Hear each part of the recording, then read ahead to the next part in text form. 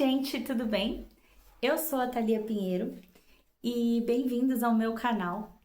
Hoje eu quero mostrar para vocês um pouquinho mais da minha casa, tá? Hoje eu vou começar pelo quarto de visitas. Eu vou tirar o óculos aqui porque tá refletindo um pouco, tá? Tô gravando de frente com uma janela para ter uma iluminação melhor. A minha casa, como vocês viram no vídeo passado, eu estou construindo a minha casa do zero, né? E agora chegou finalmente a parte do acabamento, né? Que eu não sei se vai acabar com a minha sanidade mental, com o resto do dinheiro que eu tenho. Não sei qual dos dois acaba primeiro. Vocês têm algum palpite? Então, pessoal, hoje eu quero mostrar para vocês um pouquinho do quarto de visitas, tá? Aqui eu vou rolar um vídeo dele, tá? Para vocês verem como ele está atualmente, tá? Tem uma fiação exposta. Essa fiação, pessoal, ela tá isolada, tá super segura, não tem risco de pessoas nem animais se ferirem, tá? Com essa fiação, tá um pouco assustador, né? Para quem não tem muito costume de ver assim esses fios desse jeito, mas é vida real, pessoal. É a obra, ela é assim. Eu moro em área rural, a energia aqui é um pouco de difícil acesso e o meu poste tá a quase 200 metros da minha casa, então é um pouco trabalhoso, né, essa questão da energia. E nós decidimos colocar a caixa de entrada de energia da casa, pelo menos do andar de baixo, dentro do quarto de visitas, tá? É o local mais próximo, na verdade, do poste, né? Que senão eu teria que fazer muita curva com a fiação e quem já comprou fio sabe que é extremamente caro, então o que a gente pôde economizar de curva, nós economizamos. Então ele tá exposto assim, mas é porque ele é onde vai a caixa de entrada de energia. Nós tivemos um problema aqui com um dos profissionais da obra, que nós compramos os conduítes para ele passar a fiação certinha pelas paredes, pelo teto, enfim. E ele fez como ele bem quis, né? Ele ligou um monte de conduíte que não liga nada a lugar nenhum, então ficou impossível passar a fiação por dentro desses conduítes. Além dele ter passado os conduítes por dentro das colunas das paredes, assim, ele passou o conduíte, depois ele concretou a coluna. Então, alguns conduítes entupiram, alguns quebraram. Então, você coloca um passa-fio e é impossível passar o fio pelo conduíte. Então, a gente teve que fazer algumas adaptações aqui. Eu já tenho uma parte da casa rebocada, né, que nem eu mostrei para vocês no vídeo passado. Se você não viu, dá uma olhadinha. Eu vou deixar aqui em cima linkado para vocês. E essa parte que tá rebocada, nós vamos ter que quebrar novamente para ligar as tomadas, todas as tomadas que a gente planejou para os cômodos, né? E aqui no quarto de visitas não é diferente, tá? Nós temos uma tomada em cada parede do quarto, mas que provavelmente eu vou desativar dois lados das tomadas e provavelmente vou deixar só as outras duas paredes aqui, tá? Por quê? Porque eu deixei duas caixas para 4 tomadas. Então, já é tomada demais para um quarto de visitas que quase não vai ser usado, né? E eu ainda tenho mais uma tomada com um interruptor, né, da lâmpada. Falar para vocês explicar melhor, pessoal, esse quarto aqui, essa mancha que vocês estão vendo na parede, né, junto com a fiação elétrica, ela não é uma mancha de que pegou fogo, ela não é uma mancha de queimado, ela não é uma mancha de nada ruim assim. Aqui foi uma cozinha, esse quarto foi uma cozinha durante muito tempo e ali ficava o fogão. E é impossível não ter gordura grudada na parede, justamente porque ali era um fogão. Então eu já esfreguei, já passei tudo que vocês imaginam nessa parede, mas não sai essa gordura. Mas quando eu passar tinta, eu resolvo esse problema. Então fiquem tranquilos, por mais que a fiação esteja exposta, ela tá bem segura, tá isolada, tá? Não vai ter problema nenhum. nem com a gente, nem com os animais, que são os que eu mais me preocupo, pra ser sincera. E depois que ele foi cozinha, ele virou um quarto temporário pro meu enteado, mas aí a infiltração tava demais, a gente voltou, né? Coitado, a gente levou ele de volta pro quarto dele, né? E aí ele ficou lá com a gente. E aí eu transformei aqui no meu ateliê, porque eu tirei as coisas que estavam lá no meu quarto, no quarto dele, e coloquei pra cá, né, pra desocupar um pouco o espaço que tava muito entulhado lá dentro, sabe? Com mais uma cama, então, né, acabou ficando bem apertado. Então eu trouxe tudo pra cá, mas sempre que chovia eu corria com uma lona pra tampar as minhas coisas, porque impossível trabalhar com tudo molhado. Para entender melhor como ficaria esse quarto, eu contei com a ajuda do pessoal da Sonhar Interiores. Vou deixar o perfil dele aqui para vocês conhecerem o trabalho. Eles são profissionais incríveis, me tiraram todas as dúvidas que eu tinha, me mostraram como vai ficar a minha casa e eu tô muito feliz de poder contar com eles nessa etapa da minha obra. Porque até aqui eu planejei sozinha. Até aqui eu tentava mostrar para o meu marido o que estava na minha cabeça, eu tentava fazer com que ele entendesse como ficaria a nossa casa, mas eu sou uma pessoa que eu consigo visualizar quando você me explica algo. O meu esposo, ele é uma pessoa mais visual, então ele tem que ver para ele entender como que vai ficar. Então, tem sido, né, eram tempos difíceis para tentar explicar para esse homem como que ficaria a nossa casa. Mas graças a Deus eu conheci o Alencar e a família dele e eles são pessoas incríveis. Então, finalmente eu tenho como mostrar para o meu marido as ideias que estão somente dentro da minha cabeça. E graças ao Alencar da Sonhar Interiores, hoje o meu esposo consegue ver como vai ficar a nossa casa. Eu vou deixar aqui também para vocês fotos do projeto, para vocês verem como ele projetou o quarto. E como vocês podem ver, ele colocou um modelo com duas camas que ele me falou que se chamam viúvas. O modelo da cama é modelo de cama viúva, porque é uma cama de solteiro maior que a de solteiro, mas é uma cama menor que a cama de casal. Então, por isso que ela é chamada de viúva. Achei até engraçado esse nome, né? Não sei, talvez a história seja trágica. Bom, ok.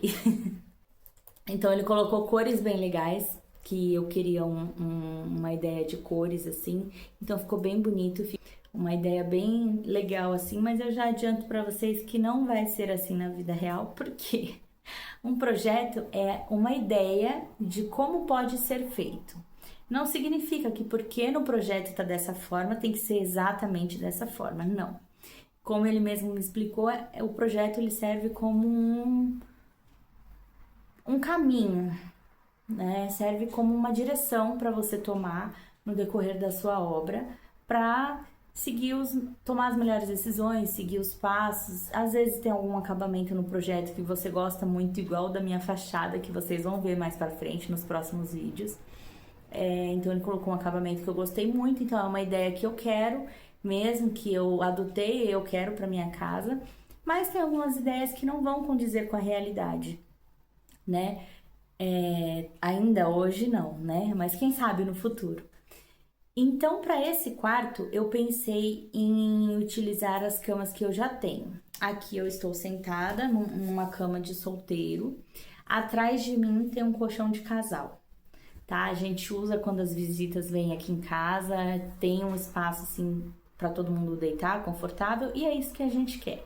Então, nesse quarto aqui, eu vou manter uma cama de solteiro, essa cama de casal, e provavelmente eu ainda coloque uma outra cama de solteiro no futuro, porque meu enteado, hoje ele tem 22 e ele tem quase 2 metros de altura, e ele não cabe mais numa cama de solteiro, por isso ele precisa de uma cama, pelo menos, de casal, tá? Então a gente vai fazer essa alteração, né? Então a cama de solteiro dele vai vir pro quarto de visitas, porque a cama dele é ótima, é a melhor que tem aqui na casa, é excelente, o colchão dele é maravilhoso.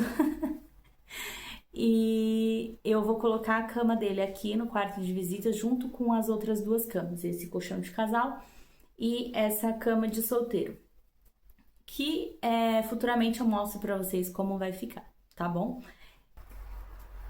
Como vocês viram no meu primeiro vídeo sobre a obra, vocês viram que o meu quarto, ele tá sem telhado.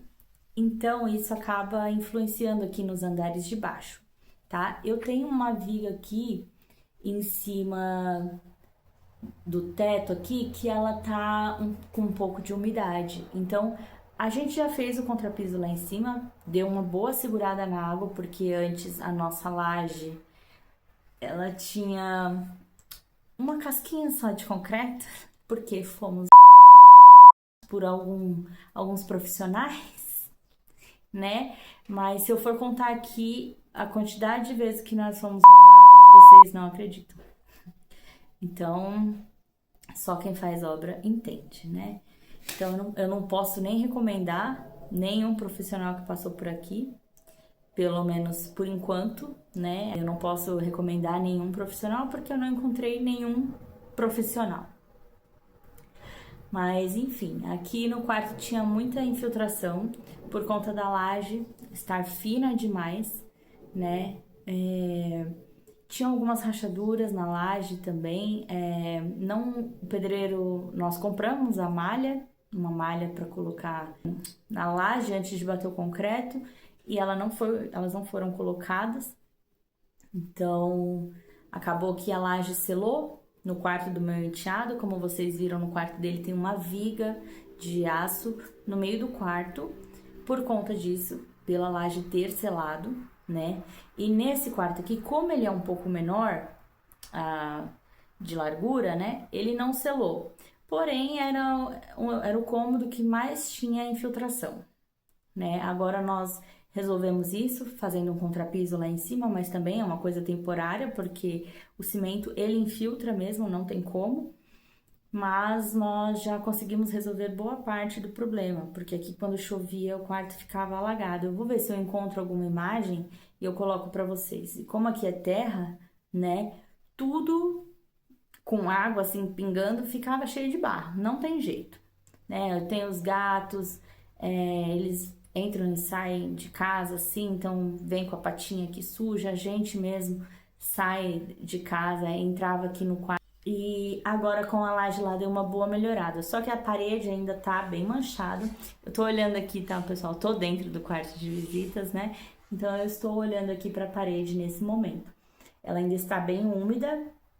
Primeiro porque do lado de fora não tem reboco, né? Estamos esperando os pedreiros fazerem essa parte da obra. Então, por enquanto não tem reboco. Mas quando a gente fizer essa parte do reboco, vai tirar um peso enorme, assim, do meu peito, sabe? De preocupação, estragar as coisas, sabe? Esse é o único quarto que dá essa infiltração, assim, justamente por conta da laje. Lá em cima a gente tem um buraco, um buraco que meu esposo fez, porque a laje lá empoçava muita água. Então, acabava pesando aqui dentro dos quartos e pingando muito aqui dentro. Então, o que ele decidiu? Ele decidiu fazer um buraco lá em cima, na parede, ao lado da parede, assim, que saísse pra fora, pro lado de fora, e é justamente nessa parede aqui que acaba escorrendo a água que sai desse buraco. Então, acaba que esse lado da parede é bem úmido, mas nós vamos resolver isso muito em breve. Eu tava quase esquecendo de falar que aqui nós também temos uma questão do desnível do piso, né? A parte da sala, ela foi nivelada junto com os quartos, lá no início da obra, lá atrás. Porém, a sala nós tivemos alguns problemas com rachaduras, o contrapiso soltou, então tiveram alguns buracos, infiltrações e muitas outras coisas. E então nós decidimos refazer esse contrapiso da parte da sala e da cozinha. Só que ele deu um pouquinho assim, de massa. Então eu acabei decidindo de deixar esse quarto nivelado com o outro quarto. O outro quarto já tem piso, né? É o quarto do meu enteado, onde nós dormimos, né? Vivemos. E aquele quarto já tem piso e eu não vou arrancar o piso daquele quarto, tá? Então eu decidi deixar esse quarto aqui com um degrau também, pra ficar igual. E aí depois a gente faz uma soleira com o próprio piso, né? Porque eu quero um piso só na casa inteira. Então eu vou fazer uma soleira com o próprio piso e eu vou deixar um vídeo aqui explicando melhor para vocês. Esse é o contrapiso, o primeiro que nós fizemos, tá? E essa é a altura do contrapiso novo, tá? A minha mão é grande, tá, gente? Aqui nós temos cerca de 7 centímetros de contrapiso, 7, 8 centímetros. Então aqui eu vou mostrar. Esse quarto aqui, tá vendo? Eu vou pedir inclusive pro pessoal fazer colocar essa madeirinha aqui também, fazer essa divisória, que aí a gente vem com um pedaço do piso aqui e deixar um bom acabamento, tá vendo? Olha como ficou alto. E eu não vou quebrar aqui terra, né, gente? Quem mora na obra sabe que não tem como ficar limpo.